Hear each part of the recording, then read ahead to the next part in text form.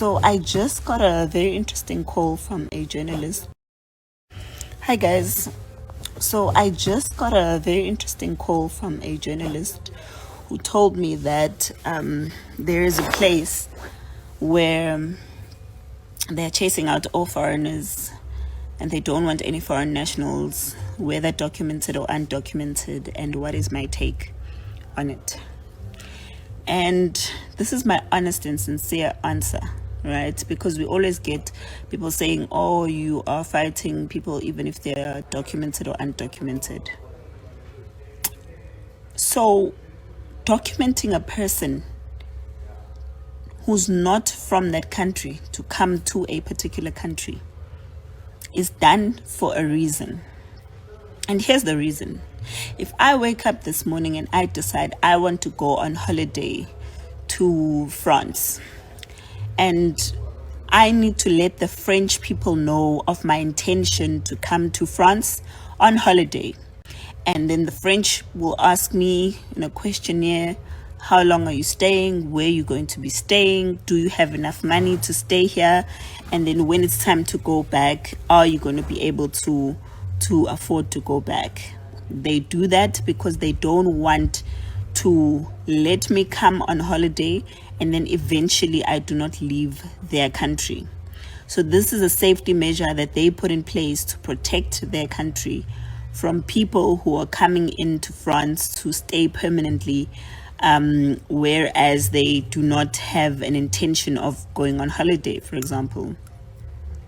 Now, with South African law, there's actually the same thing or similar, where if I want to come to South Africa as a foreigner, I have to go through the application process. In fact, one of the things that I'm supposed to have when I come to South Africa is medical insurance.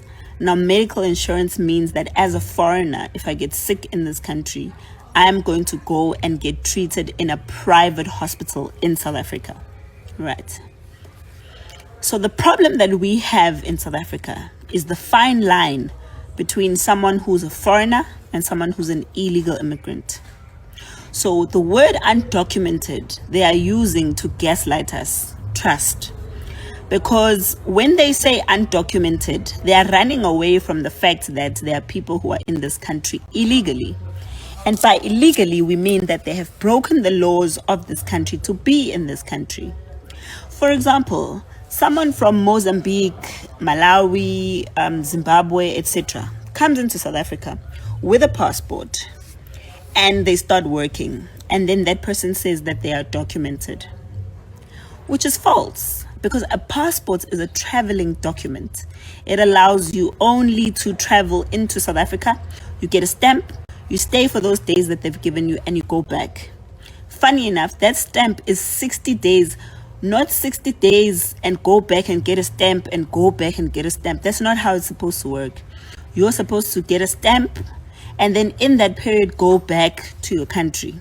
And you can't come back in, out, right? With different stamps. You send your stamps to the border to get stamped and come back and then decide it's a reason to stay in the country. That is also breaking the laws of the country. As much as Zimbabweans think that having a passport means that they are documented, because I know they are the loudest. You do not have a right to stay in South Africa and work and do all these things just because you've got a passport. Second to that, the fine line between foreigners and illegal immigrants in South Africa comes because there's foreigners who are documented but with fake documents, and we know this. A lot of them do not have the correct documents to be in the country. They're documented, but those documents are fake. Or they're using other people's identities who are South Africans, even people who are dead. That's how cruel they are. And that's the extent that they go to get South African documents. So those are the people who are still, you have broken the laws, you're still illegal, whether you've got a piece of paper or not. But now going back to what the community is saying, is something I said a long time ago, and I'm going to say it again, that when you have broken the laws of someone else's country, come in and stayed there, and forcefully integrated yourself into a community that was not given an option, whether they want you in that community or not, you are calling for problems.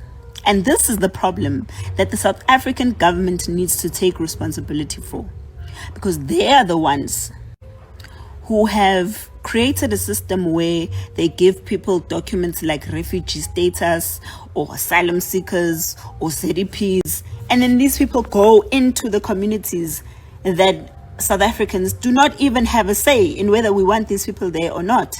On top of that, it's not like they behave well. It's not like you come into those communities, you behave like a visitor. No, they want to take over, they want to be pompous, they want to be over the top, they want to be bossy, they want to take the jobs, they want to take the businesses, they want to even everything that the community has. So it's bound to happen. I'm not saying it's correct, but it's bound to happen. Because at the end of the day, government cannot forcefully force South Africans to integrate with people that they did not ask to integrate with. It's the government that must take care of these asylum seekers and refugees and whatever.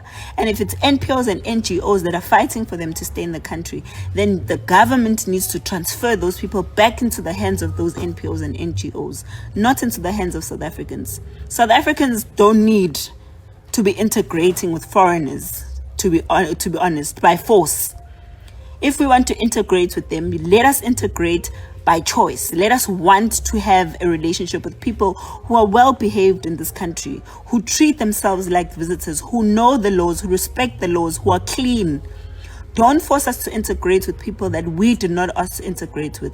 If the government wants these people to integrate with them, take them to your houses. Take them to your communities. Why are you living in estates and all these fancy places and then forcefully send people to go live in communities by force that you don't live in?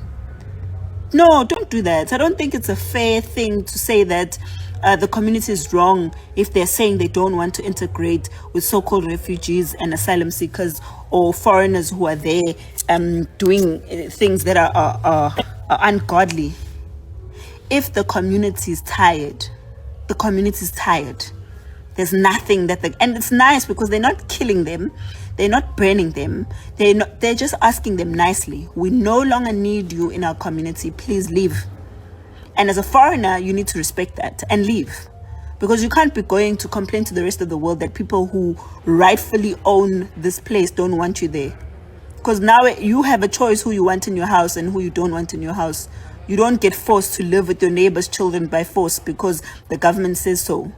So I'm saying, foreigners, South Africans have expressed over and over again that they do not want you in their country, especially right now with all the problems that they're facing.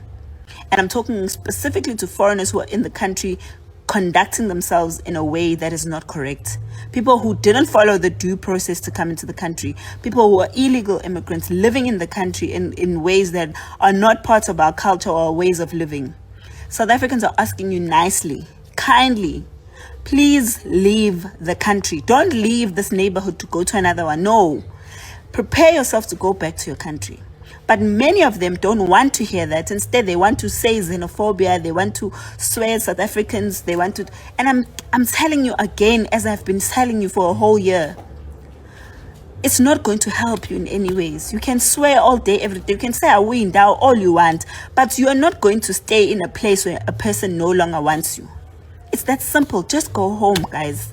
And if you need to come back into the country, come back properly. Apply, etc., and come for scarce skills. You can't be coming to South Africa to sell tomatoes on the streets or open a tuck shop, something South Africans could have been doing all along, or have been doing all along, because that is just you creating competition that is unfair. And I'm also going to address this issue maybe later on today, or maybe in a few minutes, where you talk about the economy. Every time you talk about migration, you bring in the economy. Every time you talk about migration, you bring in the economy. Those are two separate things. Now, how do you think? And it's these people that always think that they are the biggest Africans over the rest of us. Hi guys,